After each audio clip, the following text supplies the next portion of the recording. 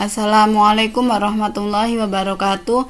Pada pertemuan kali ini kita akan membahas tentang i'rab, babul i'rab. Jadi apa yang dimaksud dengan i'rab? Al-i'rabu huwa taghyiru awakhiril kalim li ikhtilafil awamil adakhilah 'alaiha lafdhan au taqdiran. Jadi i'rab itu adalah perubahan di akhir kalimat karena adanya perbedaan amil-amil yang masuk baik secara lafdhan atau secara dikira-kirakan. Jadi perubahan yang terjadi akibat dari adanya amil. Perubahan itu terjadi berupa apa saja? Yang pertama bisa berupa harokat. Misalnya ada ja'a zaitun, bisa saja marartu bi zaitin. Kemudian ada ra'aitu zaitan, seperti itu.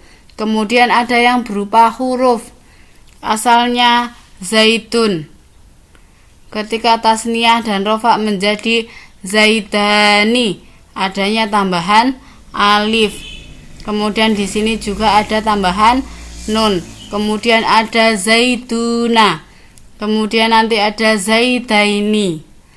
Kemudian yang ketiga, perubahannya dapat berupa sukun. Yadribu, ketika ada lam yang memasuki menjadi lam yadrib. Kemudian ada yang membuang huruf. Yadribani, ketika ada lam yang masuk menjadi lam yadriba. Seperti itu. Jadi huruf nunnya dibuang atau hazfun nun. Kemudian apa yang dimaksud dengan amil?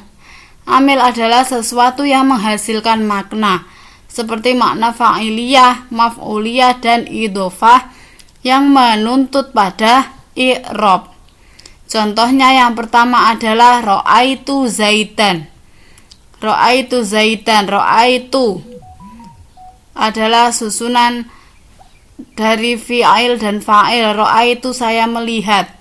Saya melihat di sini menuntut adanya maf'ul. Kalau ra'aitu zaitan, saya melihat apa? Berarti harus ada objeknya atau maf'ulnya. Ra'aitu, saya melihat zaitan ing zaid. Jadi yang saya lihat adalah zaid. Zaid di sini sebagai maf'ul. Sedangkan maf'ul itu i'rabnya adalah nasab. Kemudian marartu bi zaitin. Marartu fi'il dan fa'il, saya melewati. Di sini ada tambahan bi. Bi ini adalah huruf jar. Bi zaitin berarti terdiri dari jar dan majrur. Karena di sini ada huruf jar, maka zaitun juga harus dibaca jar, yaitu dengan kasroh menjadi bi zaitin. Kemudian ada ja'a zaitun. Di sini ada fa'il, berarti menuntut adanya fa'il, sedangkan fa'il dibaca rofa menjadi zaitun. Seperti itu. Kemudian tadi ada kalimat lafdhan au taqdiron. Maksudnya secara lafadz atau dikira-kirakan itu bagaimana? Kita bahas dulu yang lafdhan. Perubahan secara lafadz adalah perubahan yang terlihat secara jelas, dapat dilihat, didengar, dan dirasakan secara tulisan.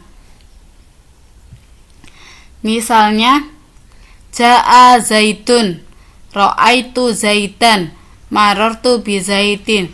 Jadi perubahan di sini itu terlihat jelas. Ada zaitun, zaitan, dan zaitin. Bisa saja nanti berupa penambahan huruf.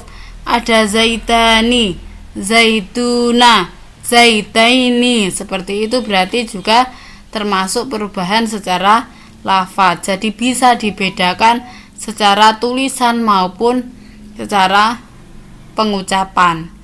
Kemudian takdiran. Beda halnya dengan yang lafdhan tadi, yang takdiran ini hanya dikira-kirakan saja, tidak bisa dilihat, didengar, dan dirasakan melalui tulisan. Ja'al fata, ra'aitul fata, marartu bil fata. Meskipun ja'al fata, fata i'rabnya adalah rofa, tetap dibaca fata. Ra'aitul fata, i'rabnya nasab, tetap dibaca fata. Marartu bil fata, i'rabnya adalah jar, tetap dibaca fata. Ini berarti tidak bisa dilihat, tidak bisa didengar atau dirasakan secara tulisan. Berarti ini perubahannya secara takdiron. Adapun i'rabnya tetap, kedudukannya ini i'rabnya adalah rofa, kemudian ini menempati i'rab nasab, bil fatah menempati i'rab jar, tetap tapi dikira-kirakan perubahannya. Kemudian pembagian i'rab.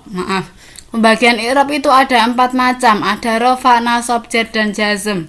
Tapi keempat ini tidak selalu bisa digunakan untuk isim dan fi'il. Bagaimana maksudnya? Rofa bisa mengi'rabi isim dan fi'il, nasab isim dan fi'il, sedangkan jar hanya pada isim saja dan jazm hanya pada fi'il saja. Untuk lebih mudahnya, i'rabnya isim dan fi'il.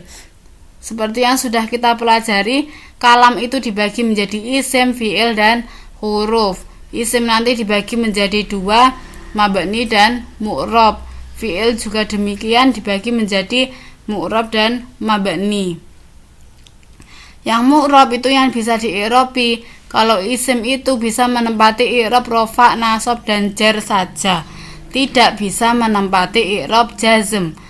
Kalau yang fi'il itu hanya bisa menerima i'rab rofa, nasab, dan jazm, tidak bisa menempati i'rab jar. Seperti itu. Itu pembahasan kita tentang i'rab. Nanti untuk bab mu'rab dan mabni kita lanjutkan di video selanjutnya. Terima kasih. Wassalamualaikum warahmatullahi wabarakatuh.